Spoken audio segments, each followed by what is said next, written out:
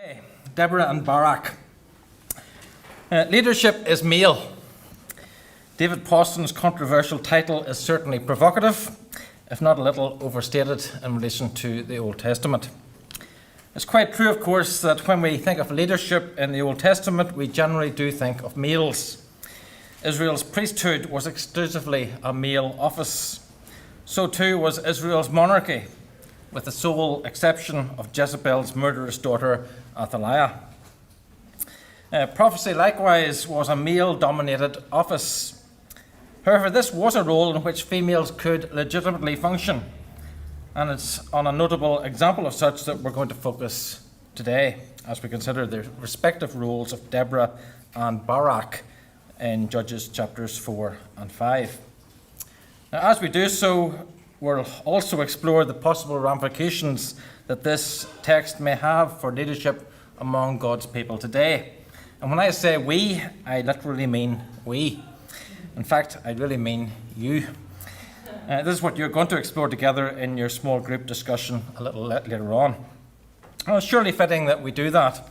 After all, this is one of the few examples where a male and female exercise some form of joint leadership in Israelite society. Some time back, a friend of mine suggested that Ahab and Jezebel might be another example of such complementarian leadership. But I suspect that that was more along the lines of an egalitarian model of leadership. In any case, I doubt if any of us would want to hold up Jezebel as a biblical role model or a precedent that any of us would want to follow today. As most will be aware, and I'm sure everybody is aware of this, but just in case you're not, a complementarian view of leadership holds that while male and female are equal in status, there are significant differences between the roles that they should exercise in the home and in the church. Egalitarians, on the other hand, argue not only for equality in status, but also equal opportunity insofar as life and ministry is concerned. Putting it simply, anything a male can do, a woman can, and indeed should be allowed to do. No role or position should be fenced off as gender-specific or gender-exclusive. Now, that might be a gross oversimplification, but hopefully it's not inaccurate or misleading. So on this vexed question of male and female leadership roles, how might the account of Deborah and Barak help us out? Well, it's obviously not the main teaching purpose of the chapters we're going to be looking at. I suspect that these chapters do have something to contribute towards a biblical theological reflection on the respective roles of men and women among the people of God. So let's begin by having another look at the biblical text itself. Turn with me, please, to the book of Judges and chapter 4. And here we read, "Again the Israelites did evil in the eyes of the Lord, now that Ehud was dead. So the Lord sold them into the hands of Jabin, king of Canaan, who reigned in Hadzor. Sisera, the commander of his army, was based in Harosheth Hagoyim. Because he had 900 chariots fitted with iron and had cruelly oppressed the Israelites for 20 years, they cried to the Lord for help. Now Deborah, a prophet, the wife of Lapidoth, was leading or judging Israel at that time. She held court under the palm of Deborah between Ramah and Bethel in the hill country of Ephraim. And the Israelites went up to her to have their disputes decided. She sent for Barak, son of Abinoam, from Kadesh in Naphtali, and said to him, 'The Lord, the God of Israel, commands you, go, take with you 10,000 men of Naphtali and Zebulun, and lead them up to Mount Tabor. I will lead Sisera, the commander of Jabin's army, with his chariots and his troops, to the Kishon River, and give him into your hands.' Barak said to her, 'If you go with me, I will go. But if you don't go with me, I won't go.' 'Certainly I will go with you,' said Deborah. 'But because of the course you're taking, the honor will not be yours, for the Lord will deliver Sisera into the hands of a woman.' So Deborah went with Barak to Kadesh. There Barak summoned Zebulun and Naphtali, and 10,000 men went up under his command. Deborah also went up with him. Now Heber the Kenite had left the other Kenites, the descendants of Hobab, Moses' brother-in-law, and pitched his tent by the great tree in Zaananim near Kadesh. When they told Sisera that Barak, son of Abinoam, had gone up to Mount Tabor, Sisera summoned from Harosheth Hagoyim to the Kishon River all his men and his 900 chariots fitted with iron. Then Deborah said to Barak, "Go, this is the day the Lord has given Sisera into your hands. Has not the Lord gone ahead of you?" So Barak went down Mount Tabor with 10,000 men following him. At Barak's advance, the Lord routed Sisera and all his chariots and army by the sword. And Sisera got down from his chariot and fled on foot. Barak pursued the chariots and army as far as Harosheth-Hagoyim, and all Sisera's troops fell by the sword. Not a man was left. Sisera, meanwhile, fled on foot to the tent of Jael, the wife of Heber the Kenite, because there was an alliance between Jabin, king of Hazor, and the family of Heber the Kenite. Jael went out to meet Sisera and said to him, "Come, my lord, come right in. Don't be afraid." So he entered her tent, and she covered him with a blanket. "I'm thirsty," he said. "Please, give me some water." She opened a skin of milk, gave him a drink, and covered him up. "Stand in the doorway of the tent," he told her. "If someone comes by and asks you, 'Is anyone in there?' say no." But Jael, Heber's wife, picked up a tent peg and a hammer and went quietly to him while he lay fast asleep, exhausted. She drove the peg through his temple into the ground, and he died. Just then Barak came by in pursuit of Sisera, and Jael went out to meet him. "Come," she said, "I will show you the man you're looking for." So he went in with her, and there lay Sisera with a tent peg through his temple, dead.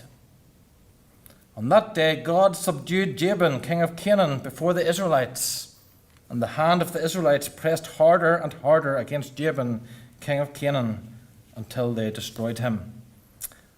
I was going to read chapter 5 as well, but I think that's enough to remind you of the basic elements of the story.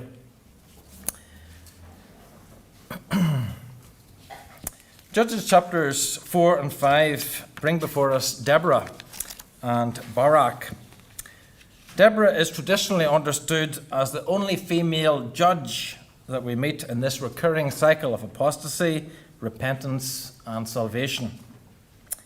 To cite Arthur Condell, one of the commentators, "At this point we're introduced to Deborah," he says, "the saviour of her people, and the only woman in the distinguished company of the judges."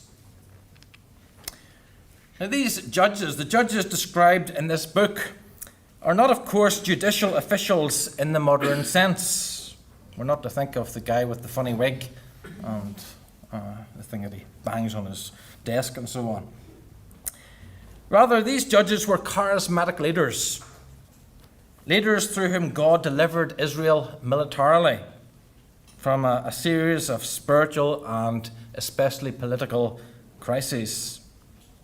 God raised up and equipped these judges, or these deliverers, to emancipate the Israelites from foreign oppression and to secure an extended period of peace during their leadership. The latter, in some cases at least, was apparently tribal or local rather than ethnic or national. But however extensive their leadership actually was, during it the Israelites enjoyed a measure of peace and tranquility rather than hostility or chaos. Altogether, there are 12 such leaders mentioned in this book. These leaders are often subdivided into major and minor judges on the basis of how much or how little attention is given to them. Of the so-called minor judges, we know almost nothing. Usually just a verse or two is allocated to each, telling us their names, and in most cases, how long they exercised leadership and where they were buried. We're informed that Shamgar used an ox goad to strike down 600 Philistines. We're not told how long he led Israel, simply that he did so. We know that Tola led Israel for 23 years, but we hear nothing of how he went about saving or delivering Israel in chapter 10. Slightly more information is supplied concerning his successor. Jair led Israel for 22 years, controlling 30 towns in Gilead by means of his 30 donkey-riding sons, chapter 10, 3-5. Ibzan led for 7 years, and apparently the most significant thing about him was that he married off his 30 sons and 30 daughters outside his own clan. Elon led for 10 years, but that's about all we're told about his exploits. Abdon led 8 years, but again, other than his 40 sons and 30 grandsons who rode on 70 donkeys, we know precious little. It's not altogether clear what is meant or what we're meant to infer from all this donkey riding. Does it symbolize a time of peace and stability? Or does it reflect aspirations to kingship and royal status? It's not quite clear. In any case, insufficient information is given about any of these minor judges to help us determine the roles occupied by Deborah and Barak. For this, we must consider those whose exploits are described in much more detail. And the first of these characters, the so-called major judges, is Othniel. He emancipated the Israelites from the evil hands of Cushan Rishathaim, meaning literally Cushan the doubly wicked. I assume his parents did not give him that surname. Israel had been subject to this king for 8 years. We're not told how Othniel set about his work, but what we are told is quite significant. In response to Israel's penitent cry for help, God raised up for them this Saviour, this deliverer. And having been divinely equipped for the task by God's Spirit coming on him, Othniel went to war and overwhelmed the same aforementioned Cushan, the doubly wicked one. Thus, peace was secured until Othniel's death, some 40 years later. In many respects, Othniel, the first of Israel's judges, was the role model, the paradigm against which all the others can be measured. Certainly, unlike most of those mentioned subsequently, no undesirable character trait or spiritual flaw is drawn to the reader's attention with respect to Othniel. I'll return to this a little later. The next judge, Ehud, is something of an enigma for anyone who wants to take a moralistic approach to the Old Testament. This ancient 007 initiates Israel's deliverance by strapping on a concealed weapon, deceptively gaining a private audience with the Moabite king, then using the element of surprise to sink his dagger or sword deep into Eglon's enormously fat waistline. But however suspect his morality may be, this left-handed assassin was indeed God's answer to Israel's penitent cry for help. And with God's help, he secured peace in the land for some 80 years. After the Deborah-Barak cycle, which we'll skip over for the present, we encounter Gideon, who somewhat reluctantly facilitates Israel's liberation from the ravaging Midianites. Once persuaded to lead the campaign, however, Gideon's faith is put to the test by some radical troop reductions. He thought things were bad to start off with, but most of his army was taken from him before he actually encountered the enemy. But eventually, the victory is secured through a clever ploy, ably assisted by divinely induced panic within the Midianite camp. The story, however, doesn't have a happy ending. Despite his own refusal to embrace kingship, Gideon names his son, the son of his Shechemite mistress, Abimelech, literally, "My father is king." He didn't want the kingship himself, and yet he names his son, "My father is king." What does that tell us about him? And this renegade son and his Shechemite pals soon become a major threat to the very peace and security that Gideon has fought so hard for. The next major judge that we meet is Jephthah, who delivers the Israelites from yet another foreign threat. This time it's the Ammonites who are the chief antagonists. Jephthah's parentage, being the son of a prostitute, had previously made him a persona non grata among his Gileadite clan. However, his reputation as a seasoned warrior led them to appoint him as their leader, now that they were in a bit of a pickle. And so, in William Wallace fashion, Jephthah picks a fight with the Ammonites, but made a somewhat rash vow to God in the process, one that would lead to tragedy and regret. Even so, with God's help, Jephthah was successful, so much so that he later had to face the tall poppy syndrome, which he promptly cut off in full bud. The last of the major judges' characters in the book is, of course, Samson, arguably the most tragic figure of them all. Despite a promising start and initial successes, Samson's personal and spiritual shortcomings increasingly become a threat to both himself and to his people. For all the various attempts to rescue the Israelites from their Philistine overlords, deliverance, emancipation is never fully or finally achieved. Eventually, the secret of his supernatural strength is disclosed. Samson ends up subdued, and his life ends in one final act of vengeance. At least three things stand out about these major judges. One, Yahweh is usually said to raise them up as saviors, as deliverers for Israel. Two, the key to their success is Yahweh's action and or the endowment of Yahweh's Spirit. And three, almost all of them have some kind of flaw, some kind of defect, whether physical or moral, that makes them less than the ideal savior, less than the ideal deliverer.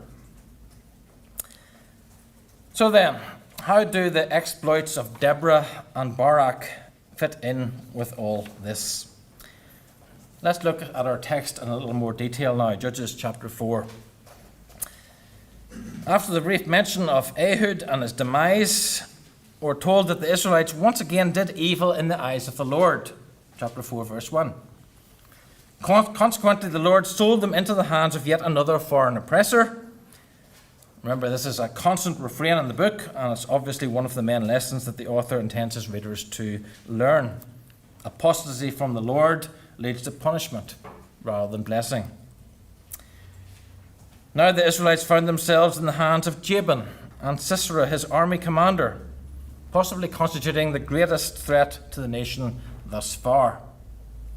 Certainly, for all the stories so far, this one seems to involve the most amount of tribes. But once again, the Israelites respond to this crisis by crying out to the Lord for help. And in response, God raises up a judge. God raises up a deliverer. But who is this deliverer? Who is this judge? Is it Deborah, as traditionally understood? Or is it Barak, who, as we'll see, can legitimately claim the role of judge on this particular occasion? So that's really the question that we're asking, at least that I'm asking in this particular paper. Who is the judge in chapters 4 and 5? Is it Deborah, as traditionally understood, or is it Barak? As Dan Block observes, the following arguments may be used to support the traditional understanding of Deborah as Israel's judge or deliverer. 1. Deborah is introduced at the stereotypical point where we would expect to be introduced to the next judge. 2. Deborah is actively involved in the ensuing deliverance. 3. Deborah is given priority. She's always named first alongside Barak and is explicitly linked in chapter 5 with the restoration of peace and security. 4. Deborah's sitting or ruling matches Sisera to some degree, so one might reasonably infer that they are counterparts, if you like. And 5, Deborah is explicitly described as judging Israel, and perhaps this is the strongest argument of all. Deborah is explicitly said to be involved in judging Israel, the same word that's used elsewhere for the other judges. However, as Bloch goes on to point out, the traditional interpretation also raises numerous questions, most of which will be considered in the following discussion. Of course, if Deborah was solely involved in this military affair, her role as deliverer or judge would not be questioned, however odd, however anomalous it may be. But she is not the only figure in this episode, and that fact certainly raises at least some reasonable doubt over the traditional interpretation, and prompts us to consider carefully the precise role of Deborah's role in this narrative. The author begins the deliverance account by introducing Deborah, ostensibly the only female judge in the book. Now, given the patriarchal setting, this is most unusual itself. In a patriarchal society such as ancient Israel, women normally took a backseat, a subordinate position, with leadership roles generally being confined to males. However, as already acknowledged, there are some notable exceptions to this, such as Miriam, Exodus 15, verse 20. Miriam's described there as a prophet. Huldah, in 2 Kings 22, is described as a prophet. And obviously Deborah herself is a case in point. This being so, we must take care not to exclude Deborah from office simply on account of her gender. Some years ago, an Irish colleague took umbrage because he thought that's what I was doing. His wife was a senior minister in a local church, so that probably didn't help. Anyway, while Deborah's gender is certainly a factor in my argument, I hope to show you it's not simply a matter of gender. That alone would arguably be insufficient grounds for challenging the traditional interpretation. Moreover, it's quite clear that Deborah did exercise some kind of leadership role within her community, so I'm not denying that either. Not only is she described for us as a prophetess, but she's also expressly said to have been judging Israel at that time. Now the question is, in what capacity was she doing so? Are we meant to infer from this that Deborah was already established as one of Israel's judges in the usual sense, i.e., a charismatic deliverer through whom Yahweh set Israel free from oppression? Or is Deborah operating as a judge in some other capacity? And if so, in what kind of judging was Deborah engaged? Well, it's immediately apparent that whatever her precise role, the judging in which Deborah was engaged was different from that alluded to elsewhere in the book. According to Judges chapter 4, verse 5, Deborah sat, or as the NIV puts it, held court in some kind of official capacity under the palm tree of Deborah. Here the Israelites came to Deborah for judgment, for mishpat, or as the NIV puts it, they came to have their disputes decided. Accordingly, at least two things stand out about this judging role of Deborah. A, she was already exercising this role prior to any military conflict, any military action. So that makes her unusual straight away. Secondly, it involved offering some kind of mishpat, some kind of judgment for those who sought her out. So both these features seem to mark out Deborah's judging as quite distinct from the other judges in the book of Judges. We'll return to this matter shortly. For now, the important thing to note is the fact that Deborah does not appear to be judging Israel in the normal, in the typical sense reflected elsewhere in the book. Deborah is apparently not a judge in the usual sense of military or political leader, certainly not initially, at the very least. And this might well explain the fact that it's only here, in the case of Deborah, that judging is in any way defined in the book. Everywhere else, the judges are just said to have judged Israel X number of years, but there's no definition given. There's no explanation given as to what that means, whereas here, there is an explanation given.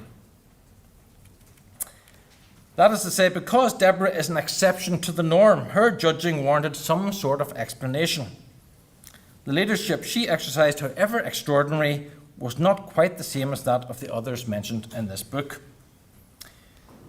There is, of course, another feature that distinguishes Deborah from the rest of the Israelite judges, and that's the fact that she's explicitly introduced to us not as a judge, but as a prophetess. Chapter 4 and verse 4. Indeed, Deborah's initial description is identical to that of a similar figure who will be introduced to us in chapter 6. There, in response to Israel's cry for help because of Midian, the first thing Yahweh did was to send them a prophet prior to the introduction of the judge. So Yahweh's first reaction is send a prophet. And only after the prophet comes the judge. In chapter 6, this person who immediately precedes God's calling of Gideon is literally described as a man, a prophet, which is the exact male equivalent to Deborah's description here in chapter 4 as literally a woman, a prophetess. So both characters, both prophets, are introduced in exactly the same way. One's using the masculine form, one's using the feminine form, but it's the exact same introduction.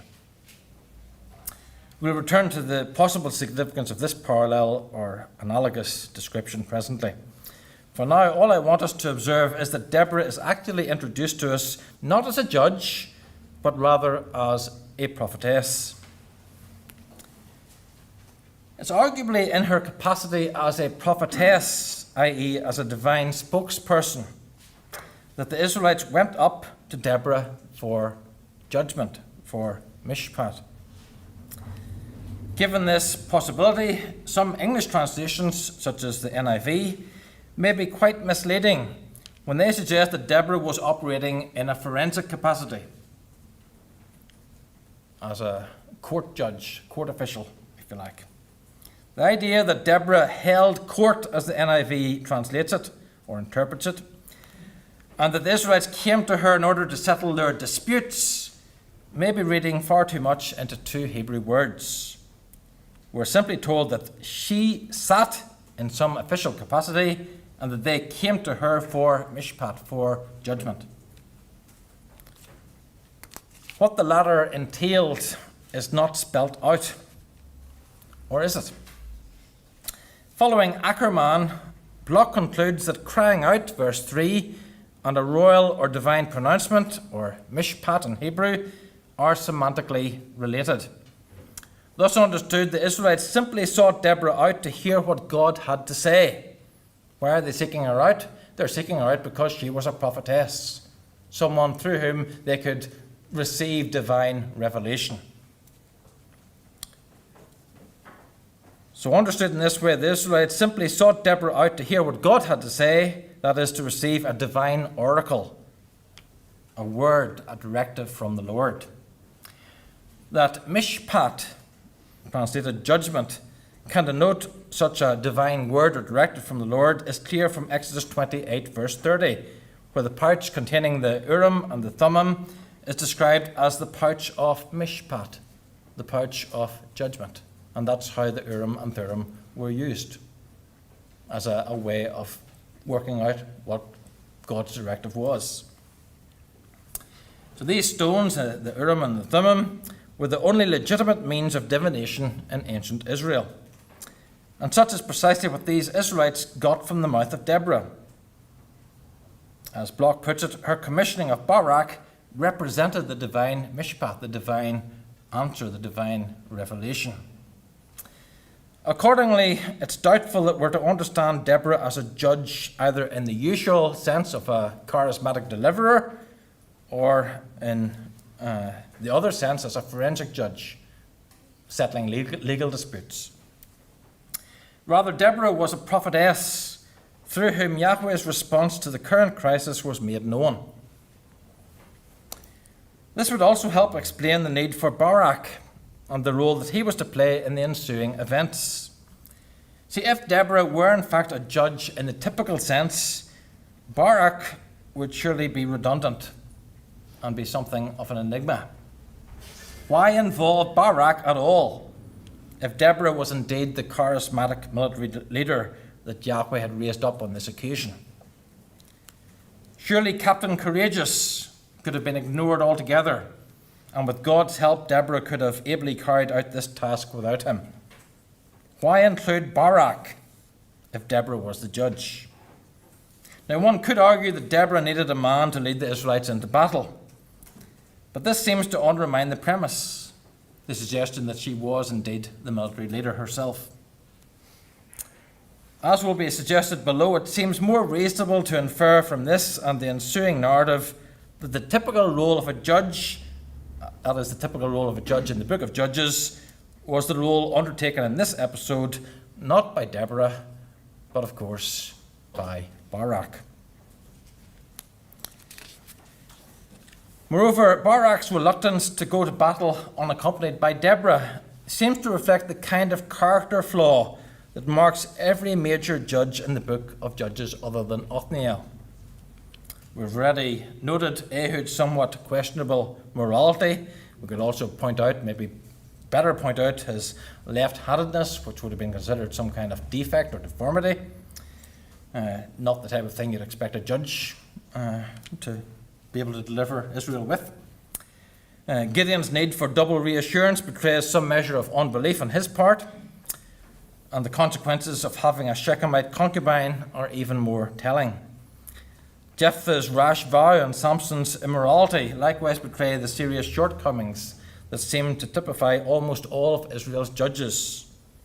So with the exception of Othniel, who's the paradigm with which the account begins, the role model judge, if you like, all the rest of them have some kind of serious defect. And yet God delivers Israel through these, if you like, defective saviors.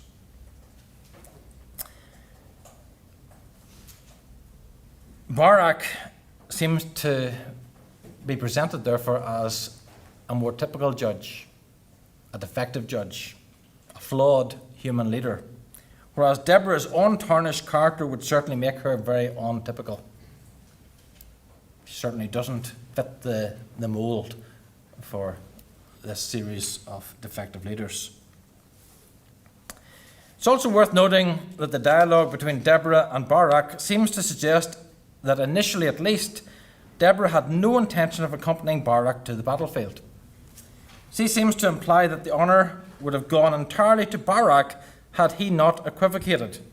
Chapter 4, verse 7, where Deborah speaks of Yahweh giving Sisera into your hands, not into our hands, and certainly not into my hands, but into your hands, Barak's hands. In other words, apparently the honour was not something that Barak would have had to share with Deborah, or anyone else for that matter, had he not equivocated.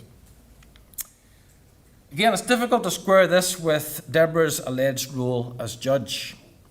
She apparently does not see herself as one of the combatants, and certainly not as the commander-in-chief of the assembled army.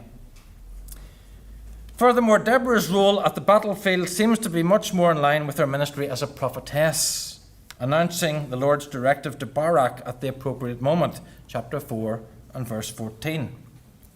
As Bloch observes, her complete absence from the description of the actual fighting is something of an anomaly if she was in fact a typical judge in Judges. You would expect her to be involved in the actual fight. The battle scene clearly depicts Barak in the role normally associated with the judges described elsewhere in this book. Deborah does not appear to carry out any combative role in the battle itself. Her function seems to have been simply to reveal Yahweh's battle plan in advance, announce the appropriate moment to engage the enemy, and in typical prophetic fashion, play a leading role in the post-victory celebrations. Doubt over Deborah's role as judge is further fueled by the fact that typical language describing other judges in the book is nowhere applied to her. Neither the term saviour nor the related verb to save is used anywhere of Deborah. Now, admittedly, it's not used of Barak either. However, its absence is much more explicable in his case.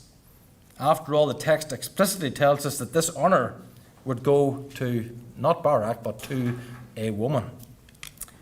Initially, we might have assumed that Deborah is alluding to herself, but it's clear from what follows that this is not in fact the case.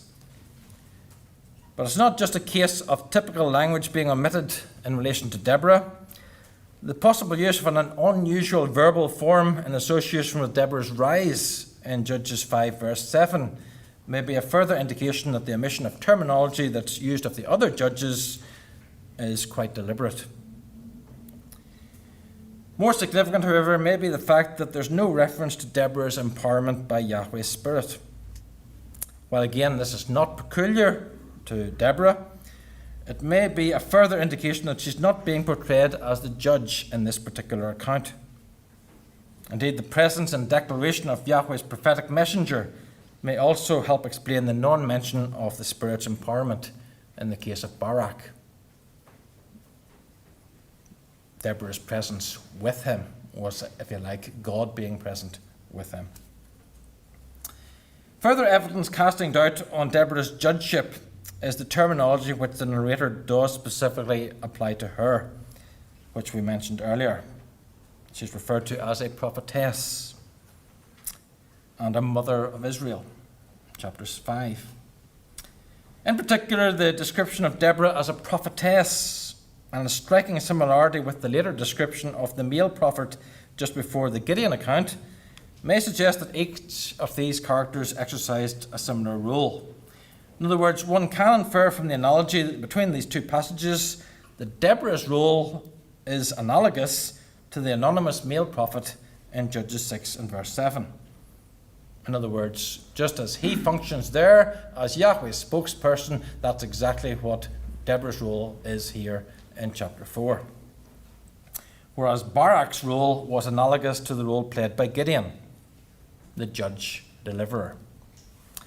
Assuming this to be so, Bloch contends that Deborah's prophetic status and not her judicial office led the sons of Israel to come to her at the palm between Ramah and Bethel. And thus, for him, Deborah is not a judge either in the charismatic deliverer sense or in the forensic sense. Rather, the judgment, the mishpat, for which the Israelites consulted her, was the oracular sense of determining Yahweh's will concerning military action. A prophetic role also attested elsewhere in this literary corpus. So quite often in Judges through to Samuel and even Kings, you see prophets functioning in this role before a battle, where the people that are about to engage in battle seek out God's will.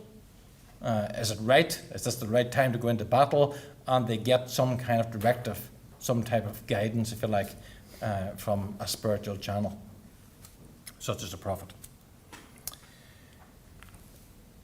Interpreted in this light, the call of Barak was Yahweh's answer to the crisis.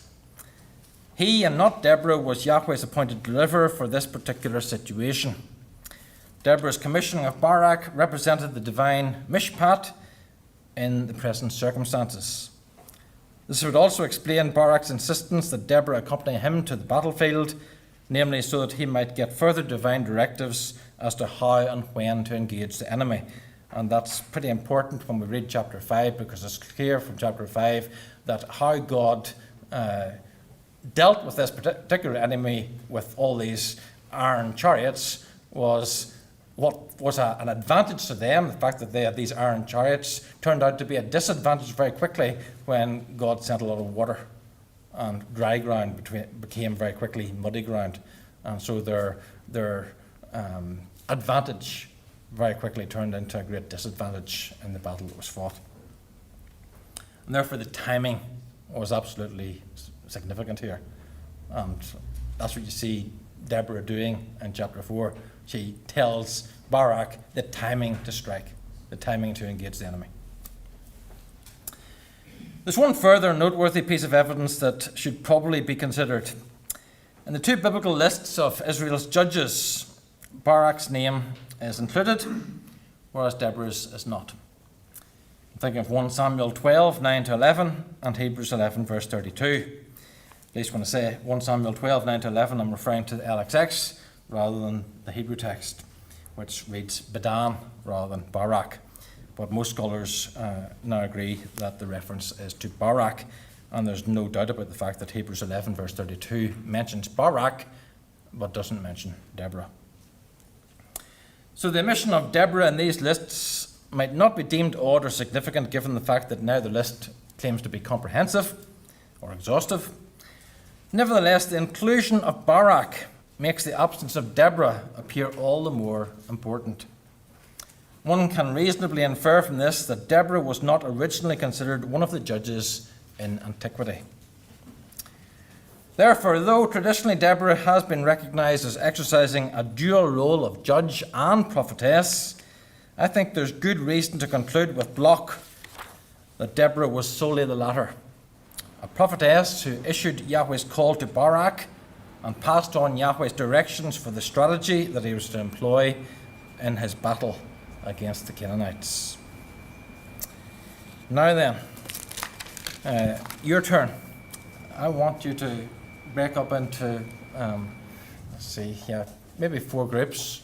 So if you form a group on that side, form a group, form some type of group here, and then maybe 2 groups here.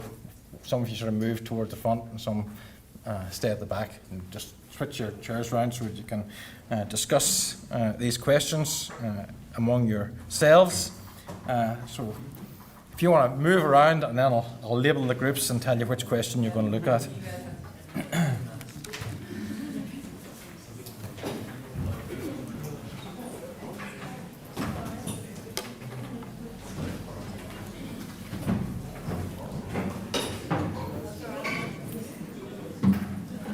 Make it nice and easy, so this will be group number 1. So you will look at question number 1, or the questions in number 1. Hopefully you got those seminar questions on your way in. So you will discuss together number 1. This group here will be group number 2. So you will deal with questions labelled number 2. At the back, you'll be group number 3. And here at the very front, group number 4. Is that nice and clear? So group 1, 2, 3, 4, and take a few minutes to discuss among yourselves the questions in your respective groups. So group 1, group 2, group 3, group 4. Okay, folks, I think you've had long enough to muse over those questions. I gave you the hard things to think about. I did the easy bit. Now I want the answers. So we'll start with group number 1.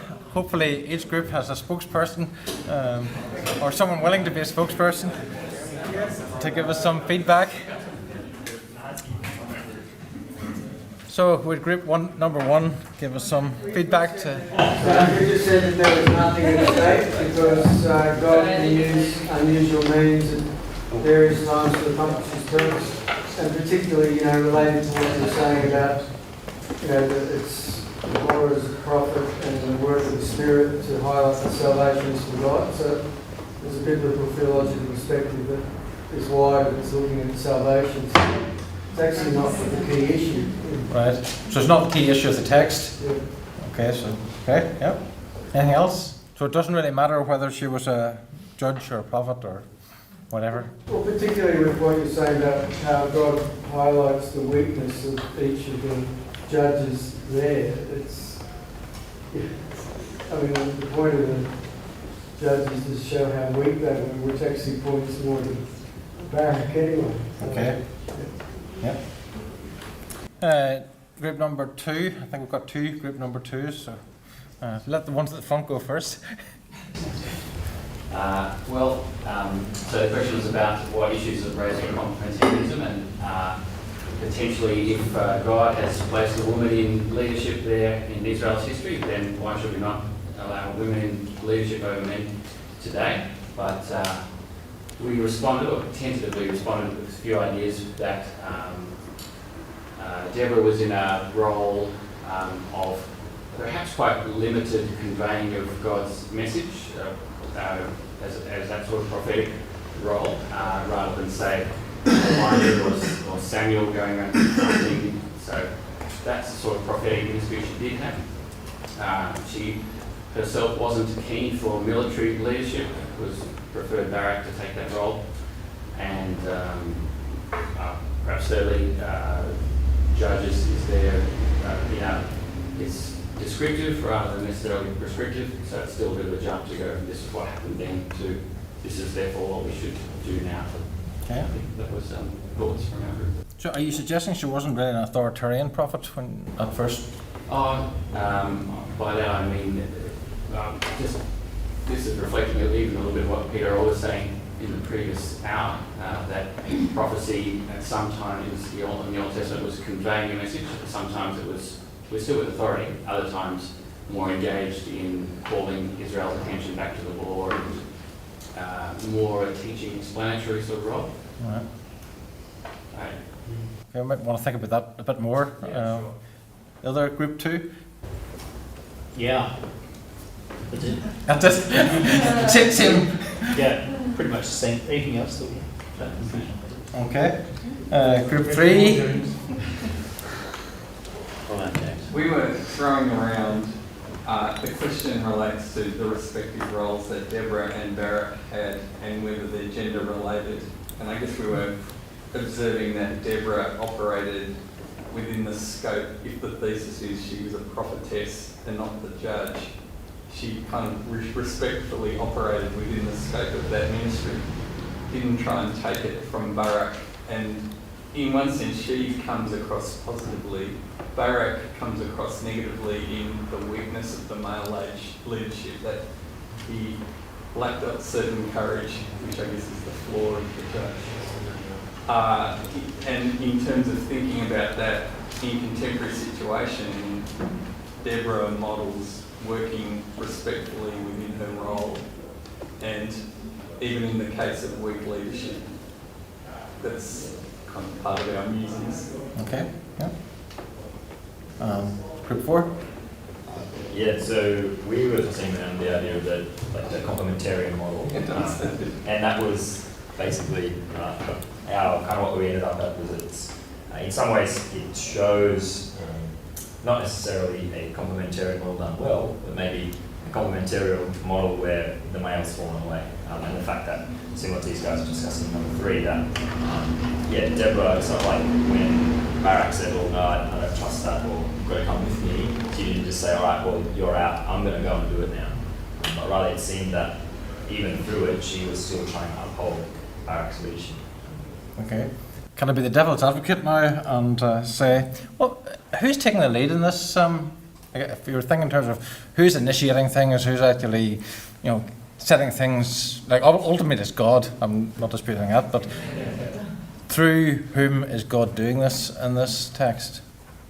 It seems like Deborah seems to be certainly the one that we would say is taking the lead in human terms. And I think for that reason we can see why egalitarians will point to this passage as one of their favourite Old Testament texts to use as a model of an egalitarian point of view. I'm not quite sure we have... Is it better to ask who's not taking the lead? Yeah, well, certainly... Yeah. She's Like, acting within her role because Barak, she's compensating for his weakness. within her God-given role. Yeah. Yeah. But it's a time when the whole of Israel was failing in its... So I suppose that's the question really in the back of my mind. Is Deborah functioning in this way because of the times? Like, should it really been a male prophet doing this? Only there weren't any good male prophets, so God has raised up a woman, because clearly there weren't even good male leaders who were willing to go to fight without being sort of encouraged on the pathway. Just wondering what you think of the relationship between verses 5 and 6 now. Like, all Israel's going up to Deborah before Deborah's calling Barak. So would it be maybe Israel going up to Deborah, which takes an initiating role? Yeah, like, is that because Deborah is already recognised as someone from whom they can get a divine directive? Yeah. Like, that's certainly how I read it, that Deborah's got an established role as someone from whom you can get a word from God in this critical situation. And that seems to be what she does here twice. In the sense, she gives them a directive and Barak's going to go, and she then gives Barak the directive as to when to initiate the battle proceedings. So that seems to be how she's carrying out her role as a prophetess. Yep. I was just wondering how authoritative Deborah's judgments actually are. If Israel's going up to her, can they actually accept or reject those prophecies? What's actually But they're strongly, like, Deborah's not rebuked at all in this narrative, chapter 4 and 5. Barak, I think, is implicitly rebuked. The honour goes to Jael, if you like. I heard somebody saying it's Jael, the judge. In a sense, Jael finishes off the work that Barak should have finished off. So that's why she gets the glory for it. Deborah's not rebuked at all. As I read it, I don't read it as if Barak could have said, now I need to weigh what you're saying here and decide whether this is a word from God or not. I think this is clearly what Peter would describe as a revelatory prophetic word, which ought to be obeyed, as opposed to something that you sit back and weigh up and think, now, is this the right way to go or not? I don't think that's the way the passage is presented. It's presented more as what I'll call authoritative prophecy, which should be obeyed. I'm not like the Israelites didn't always obey authoritative prophecy, but they should have. And I think that's that seems to be the vibe here. And again, that's why I think this is such a good passage to think about, and why the Egalitarians love it, because I think Deborah does seem to be exercising, I'll put it really bluntly, exercising authority over a man. Could we imagine this happening in the context of 1 Timothy 2? I'm not too sure we could. And yet it does seem to be like she seems to be calling the shots, and there's no word of rebuke. It's all praise for Deborah. Like the only person that seems to be, well, Barak obviously is implicitly rebuked, and some of the tribes that didn't join in the battle are rebuked, but Jael certainly isn't rebuked. Deborah's the hero, or heroine. How much of this, Paul, needs to be thought about in its canonical context? That is, being in the particular circumstances of the judges, specific offices were being held in a particular point in salvation history for God's purposes of establishing his people there. And how does that then dictate how we think about this or norm this for not just the prescriptive or descriptive elements of the text, but situating it in salvation history? If I understand the question correctly, is Old Testament leadership, does that carry across automatically into the New Testament, or is there some kind of... Yeah, that's part of it, but also just in the specific incidents of the judges. I mean, sitting in the era of the judges, that was a very unique context within the history of God's people. How does that impact the way that we think about this, especially with the question on view? Yeah, well, certainly in Judges itself, I think the key in Judges is really the fact that the people had no king, and every man did as they saw fit. And the king in question isn't actually, it's not an apology for David. I think it's really the king is God, and the people are not submitting to God's kingship, and everyone's doing as they see fit. So if you like, you've got, spiritual anarchy as the sort of background here, and therefore that alone maybe sort of raises questions as to whether we should then apply a special situation in a time of spiritual anarchy, and draw some kind of lessons or parallels on leadership from that. If that's a question, I think yes, we shouldn't. There are unusual times. But I suppose my question is more, in the back of my mind, is Deborah is a prophet. There's no doubt about that. I'm arguing for that. And she seems to be exercising what I would call a revelatory prophetic role, with exercising authority. And there seems to be other examples of that as well. Does that role carry across into the New Testament? In other words, were there New Testament lady prophets who had a similar function? or is that a no-no? And I don't think I'm prepared to say that's a no-no. I'm thinking of Philip's 4 virgin daughters and what type of prophetic role they had. The problem, I think, is the only prophet you really see in Acts is Agabus, and he seems to be functioning along a revelatory line as well. Like, Anna's certainly not, I'll use the word exercising authority over anyone. She's not exercising authority at all. She seems to be, she's a prophetess, and she's recognizing the coming of the Messiah. So, if you like, it's a prophetic insight, a prophetic understanding of what's going on, but she's not telling anyone to do anything, whereas Deborah is giving instruction. And I think that's what makes Deborah's situation a little different from Anna's situation. Yeah. So the question is, how many definitions of judge or judgment are there? And what was the last bit of the question? I'm sorry. Is it that one that Deborah's doing? What is the one that Deborah is exercising? Okay, it depends who you ask, obviously.